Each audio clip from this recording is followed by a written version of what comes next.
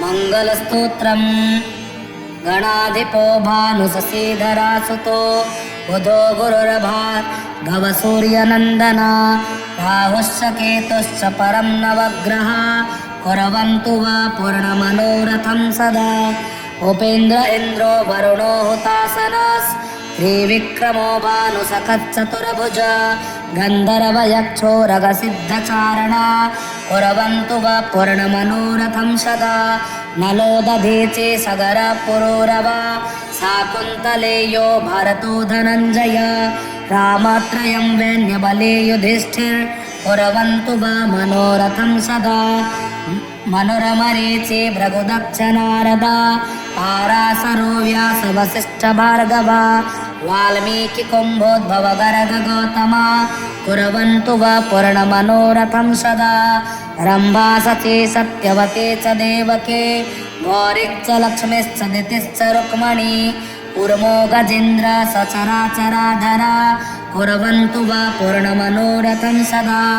गंगा च क्षिप्रा यमुना सरस्वती गोदावरी नेत्रवतीं च नर्मदा सा चन्द्रभागा वरुणात्मसी नदी कुर्वन्तु वा पूर्णमनोरथं सदा। तुङ्गप्रभासो गुरुचक्रपुष्करं गया विमुक्ता बदरी वटेश्वर केदार पंपा सरसस्सनेमिस् कुर्वन्तु वा पूर्णमनोरथं सदा। शङ्खश्च दूर्वासितपत्रचामरं मणिप्रदीपो वररत्नकाञ्चनं सम्पूर्णकुम्भ सुहृतो हुताशन कुर्वन्तु वा पूर्णमनोरथं सदा। प्रयाणकाले यदि वा सुमङ्गले प्रभातकाले चन्द्रभाभिषेचने धर्मार्थकामाय जयाय भासितं व्यासेन कुर्यातु मनोरथं हि तत्। मंगलस्तोत्रम् गणाधिपो भानुशशीधरासुतो बुधो गुरुर्भार्गव सूर्यनन्दना राहुश्च केतुश्च परं नवग्रहा कुर्वन्तु वा पूर्णमनोरथं सदा। उपेन्द्र इन्द्रो वरुणो हुतासनस् त्रिविक्रमो भानुसखच्चतुर्भुज गन्धर्वयक्षो रगसिद्धचारणा कुर्वन्तु वा पूर्णमनोरथं सदा। नलो दधीचे सगर पुरोरवा शाकुन्तलेयो भरतो धनञ्जय रामत्रयं वैन्यबले युधिष्ठिर् कुर्वन्तु वा मनोरथं सदा। मनोरमरीचे भृगुदक्ष नारदा पाराशरो व्यास वसिष्ठ भार्गव वाल्मीकि कुम्भोद्भव गर्ग गौतमा कुर्वन्तु वा पूर्णमनोरथं सदा। रम्भा सची सत्यवती च देवकी गौरीश्च लक्ष्मीश्च दितिश्च रुक्मणी कूर्मो गजेन्द्र सचराचराधरा कुर्वन्तु वा पूर्णमनोरथं सदा। गंगा च क्षिप्रा यमुना सरस्वती गोदावरी नेत्रवतीं च नर्मदा सा चन्द्रभागा वरुणात्मसी नदी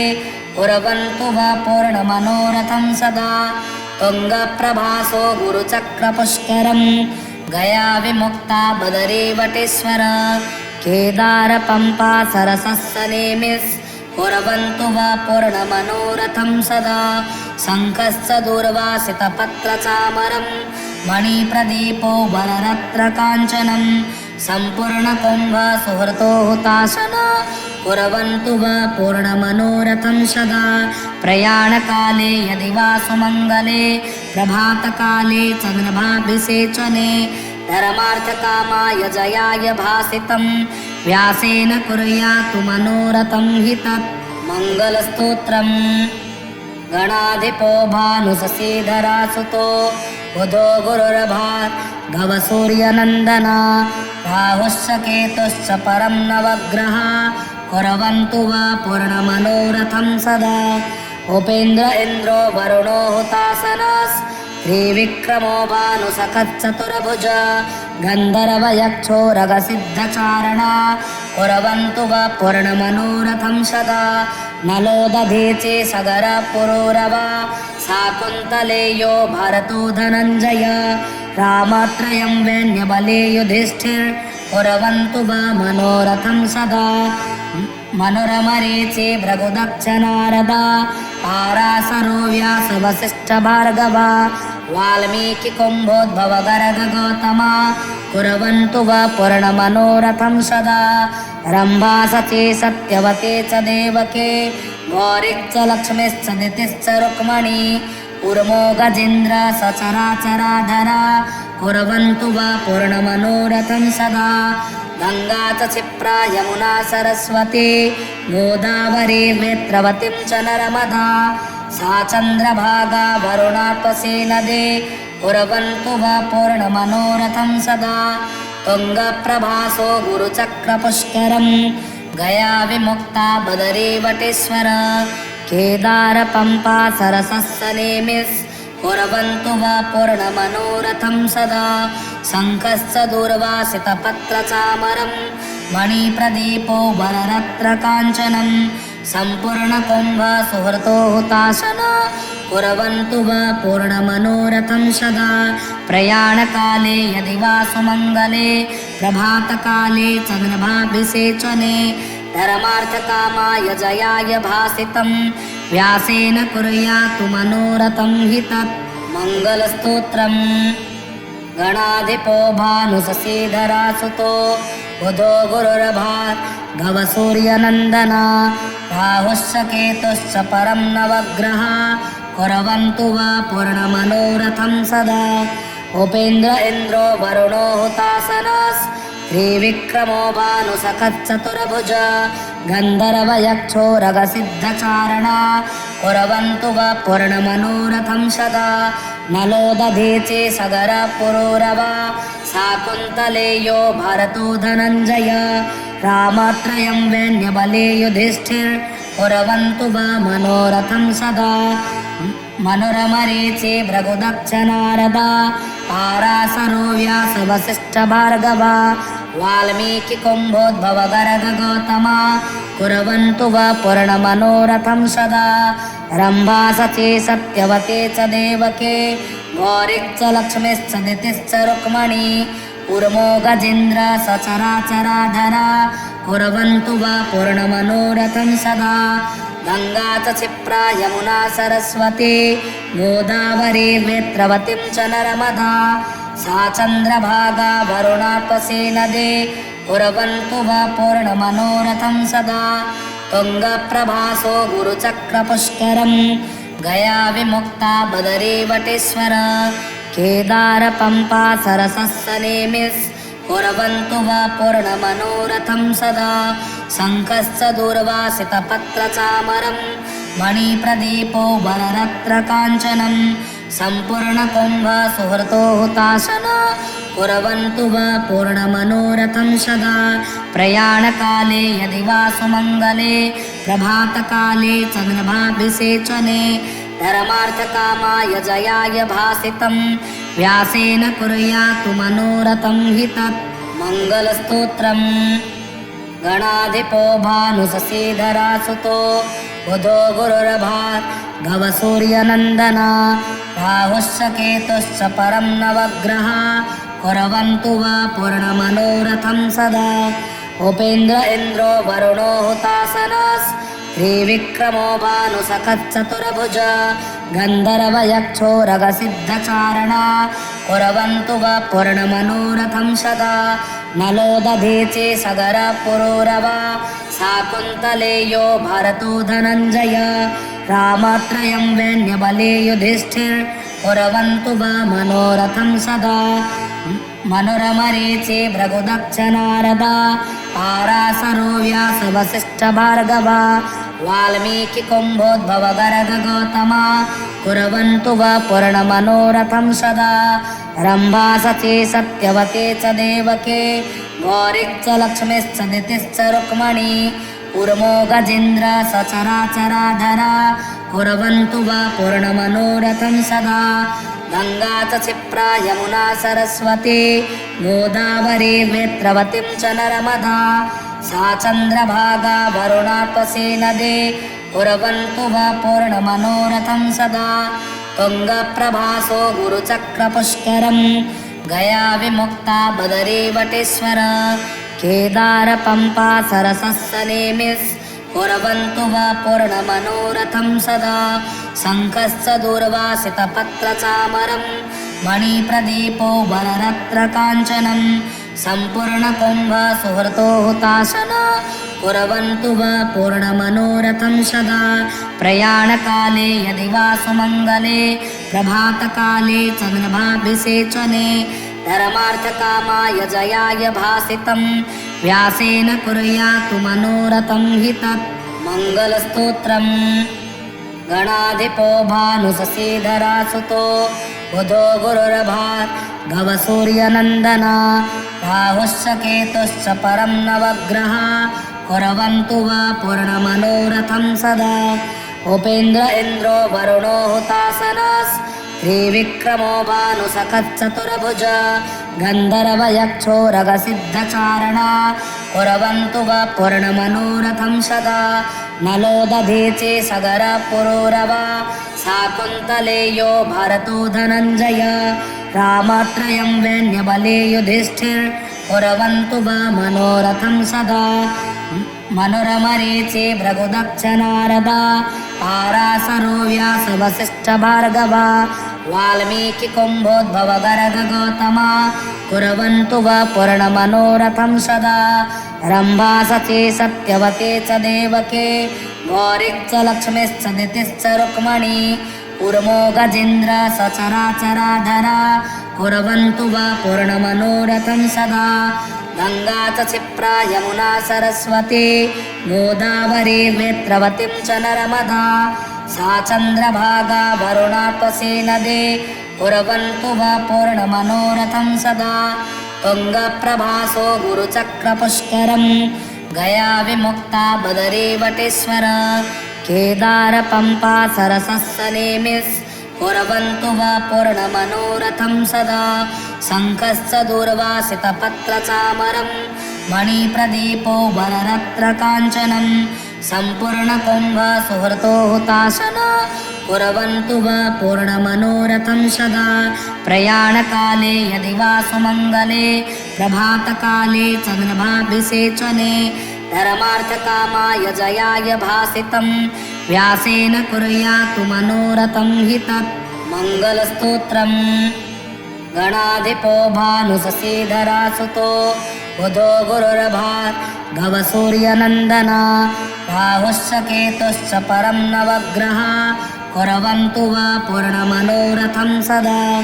उपेन्द्र इन्द्रो वरुणो हुतासनस् त्रिविक्रमो भानुसखच्चतुर्भुज गन्धर्वयक्षो रगसिद्धचारणा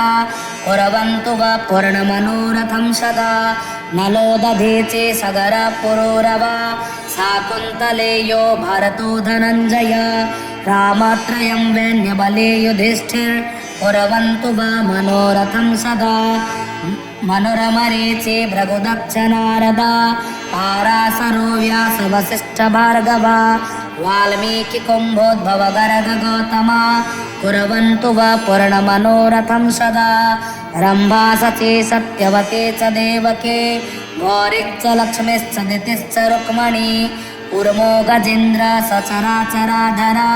कुर्वन्तु वा पूर्णमनोरथं सदा गंगा च क्षिप्रा यमुना सरस्वती गोदावरी वेत्रवतीं च नर्मदा सा चन्द्रभागा वरुणात्मसी नदी कुर्वन्तु वा पूर्णमनोरथं सदा तुङ्गप्रभासो गुरुचक्रपुष्करं गया विमुक्ता बदरीवटेश्वर केदार पंपा सरसस्सनेमिस् कुर्वन्तु वा पूर्णमनोरथं सदा शङ्खश्च दूर्वासितपत्रचामरं मणिप्रदीपो वररत्नकाञ्चनं सम्पूर्णकुम्भ सुहृतो हुताशन कुर्वन्तु वा पूर्णमनोरथं सदा प्रयाणकाले यदि वा सुमङ्गले प्रभातकाले चन्द्रभाभिषेचने धर्मार्थकामाय जयाय भासितं व्यासेन कुर्यातु मनोरथं हि तत् मङ्गलस्तोत्रम् गणाधिपो भानुशशीधरासुतो बुधो गुरुर्भार्गव सूर्यनन्दना राहुश्च केतुश्च परं नवग्रहा कुर्वन्तु वा पूर्णमनोरथं सदा उपेन्द्र इन्द्रो वरुणो हुतासनस् त्रिविक्रमो भानुसखच्चतुर्भुज गन्धर्वयक्षोरगसिद्धचारणा कुर्वन्तु वा पूर्णमनोरथं सदा नलो दधीचे सगर पुरोरवा शाकुन्तलेयो भरतो धनञ्जय रामत्रयं वैन्यबले युधिष्ठिर् कुर्वन्तु वा मनोरथं सदा मनोरमरीचे भृगुदक्ष नारदा पाराशरो व्यास वसिष्ठ भार्गव वाल्मीकि कुम्भोद्भव गर्ग गौतमा कुर्वन्तु वा पूर्णमनोरथं सदा रम्भा सची सत्यवती च देवकी गौरीश्च लक्ष्मीश्च दितिश्च रुक्मणी उर्मो गजेन्द्र सचराचराधरा कुर्वन्तु वा पूर्णमनोरथं सदा गंगा च क्षिप्रा यमुना सरस्वती गोदावरी वेत्रवतीं च नर्मदा सा चन्द्रभागा वरुणात्मसी नदी कुर्वन्तु वा पूर्णमनोरथं सदा तुङ्गप्रभासो गुरुचक्रपुष्करं गया विमुक्ता बदरीवटेश्वर केदार पम्पा सरसस्सनेमिस् कुर्वन्तु वा पूर्णमनोरथं सदा शङ्खश्च दूर्वासितपत्रचामरं मणिप्रदीपो वररत्नकाञ्चनं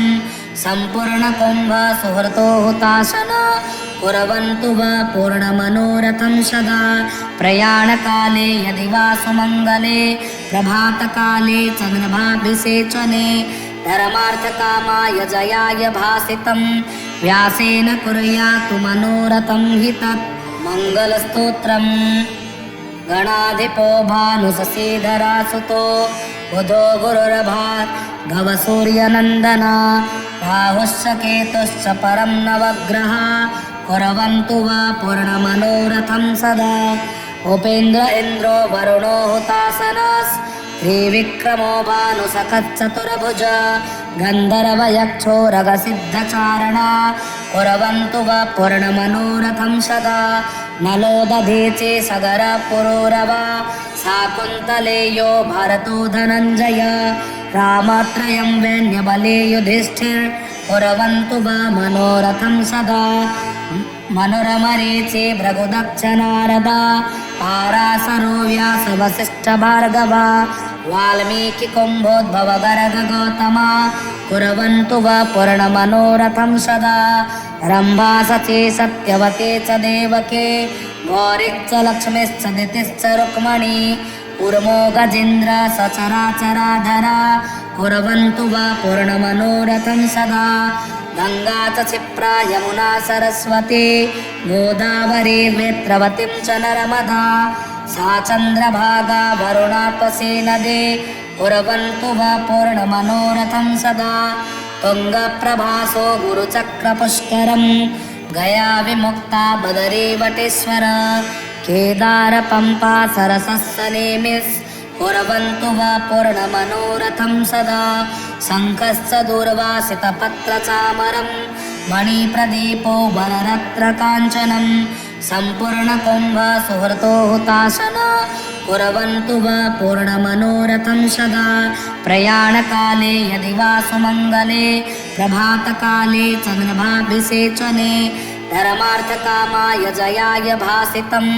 व्यासेन कुर्यातु मनोरथं हि तत् मङ्गलस्तोत्रम् गणाधिपो भानुशशीधरासुतो बुधो गुरुर्भार्गव सूर्यनन्दना राहुश्च केतुश्च परं नवग्रह कुर्वन्तु वा पूर्णमनोरथं सदा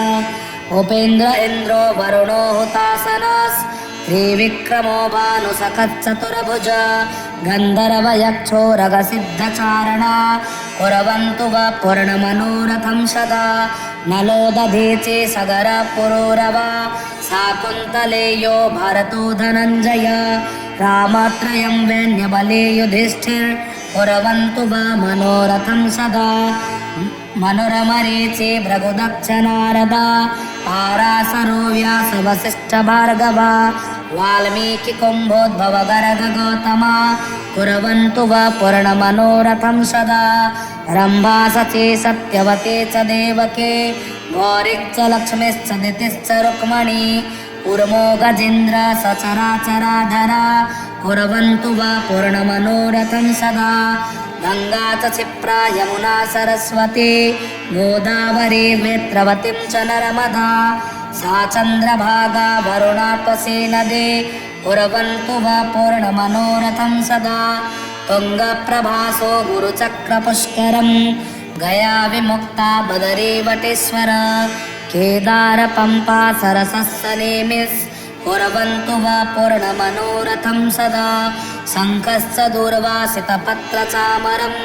मणिप्रदीपो वररत्नकाञ्चनं सम्पूर्णकुम्भ सुहृतो हुताशन कुर्वन्तु वा पूर्णमनोरथं सदा प्रयाणकाले यदि वा सुमङ्गले प्रभातकाले चन्द्रभाभिषेचने धर्मार्थकामाय जयाय भासितं व्यासेन कुर्यातु मनोरथं हि तत् मङ्गलस्तोत्रम् गणाधिपो भानुशशीधरासुतो बुधो गुरुर्भार्गवसूर्यनन्दना राहुश्च केतुश्च परं नवग्रहा कुर्वन्तु वा पूर्णमनोरथं सदा उपेन्द्र इन्द्रो वरुणो हुतासनस् त्रिविक्रमो भानुसखच्चतुर्भुज गन्धर्वयक्षो रगसिद्धचारणा कुर्वन्तु वा पूर्णमनोरथं सदा नलो दधीचे सगर पुरोरवा शाकुन्तलेयो भरतो धनञ्जय रामत्रयं वैन्यबले युधिष्ठिर् कुर्वन्तु वा मनोरथं सदा मनोरमरीचे भृगुदक्ष नारदा पाराशरो व्यासवसिष्ठभार्गवा वाल्मीकिकुम्भोद्भव गर्ग गौतमा कुर्वन्तु वा पूर्णमनोरथं सदा रम्भा सची सत्यवती च देवकी गौरीश्च लक्ष्मीश्च दितिश्च रुक्मणी ऊर्मो गजेन्द्र सचराचराधरा कुर्वन्तु वा पूर्णमनोरथं सदा गङ्गा च क्षिप्रा यमुना सरस्वती गोदावरी नेत्रवतीं च नर्मदा सा चन्द्रभागा वरुणात्मसे नदी कुर्वन्तु वा पूर्णमनोरथं सदा तुङ्गप्रभासो गुरुचक्रपुष्करं गया विमुक्ता बदरीवटेश्वर केदार पम्पा सरसस्सनेमिस् कुर्वन्तु वा पूर्णमनोरथं सदा शङ्खश्च दूर्वासितपत्रचामरं मणिप्रदीपो वररत्नकाञ्चनं सम्पूर्णकुम्भ सुहृतो हुताशन कुर्वन्तु वा पूर्णमनोरथं सदा प्रयाणकाले यदि वा सुमङ्गले प्रभातकाले चन्द्रभाभिषेचने धर्मार्थकामाय जयाय भासितं व्यासेन कुर्यातु मनोरथं हि तत् इति व्यासकृतं मङ्गलस्तोत्रं समाप्तम्।